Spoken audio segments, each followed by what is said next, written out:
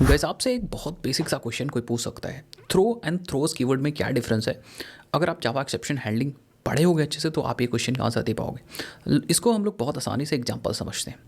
यहाँ पे हमारे पास एक मेथड है मेन लॉजिक, एंड यहाँ आपने कोई कोड लिखा है। मान लो हमने यहाँ पे 1000 लाइन का कोड लिखा है। 1000 लाइन कोड में बहुत सारे एरर्स आ सकते हैं। अब क्योंकि जब प्रोग्राम रन होगा उन एरर्स की बात करें तो उन्हीं को हम लोग एक्सेप्शंस बोलते हैं। अब एरर्स खुद से आएंगे तो एरर्स हमें यहाँ पे दिखेंगे। अगर मान लो हमें खुद से एरर को भेजना है, लाइक खुद से एरर को थ्रो करना है कि भाई मैं जानबूझ के एरर लाना चाह रहा हूँ, तो मैं यूज़ करता हूँ यहाँ पे थ्रो कीवर्ड का। तो मैंने यहाँ पे लिखा थ्रो न्यू। अब कौन सी एरर हमें लानी है, कौन सी एक्सेप्शन हमें लानी है, उस एक्सेप्शन का नाम लिखते हैं।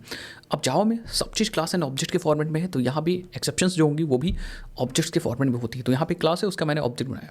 अब यहाँ भी दो इंपॉर्टेंट बात आती हैं। सबसे पहली एक चेक्ड एक्सेप्शंस होती हैं और एक अनचेक्ड एक्सेप्शंस होती हैं। ये जो रन टाइम एक्सेप्शन है गाइस, ये एक अनचेक्ड एक्सेप्शन है, तो इसे हैंडल मतलब करने की कोई आवश्यकता नहीं है। एरर आएगी तो अचानक से आती है। लेकिन अगर मैं यहाँ पे एक्सेप्शन लिख दूँ तो ये जो एक्सेप्शन है ये चेक्ड कैटेगरी में आती है। अब चेक्ड कैटेगरी का मतलब इसे हमें हैंडल ही करना पड़ेगा।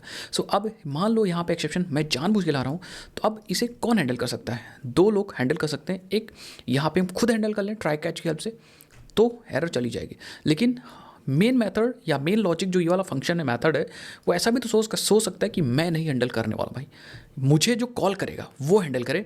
तो इसलिए यहाँ पे हम लोग यूज़ करते हैं थ्रोज एंड देन एक्सेप्शन का नाम लिखते हैं। तो यहाँ से तो एरर चली जाएगी, बट जब आप अपने प्रोग्राम के अंदर लाइक जो फंक्शन इस फंक्शन को कॉल कर रहा होगा, यहाँ पे मेन लॉजिक की अगर बात कर दें तो यहाँ पे एरर आने वाली है। इसका मतलब थ्रोज कीवर्ड की हेल्प से इस फंक्शन के आगे हमने थ्रोज कीवर्ड लगा दिया, थ्रोज की हेल्प से एक्सेप्शन को डिक्लेयर कर दिया। अब इस मेन लॉजिक वाले फंक्शन की कोई मेथड की कोई भी लाइक हैंडल करने की ज़रूरत ही नहीं है।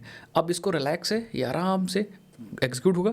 लेकिन अगर कोई एक्सेप्शन आएगी तो वहाँ पे हैंडल की जाएगी जो जहाँ पे इस मेथड को कॉल किया गया।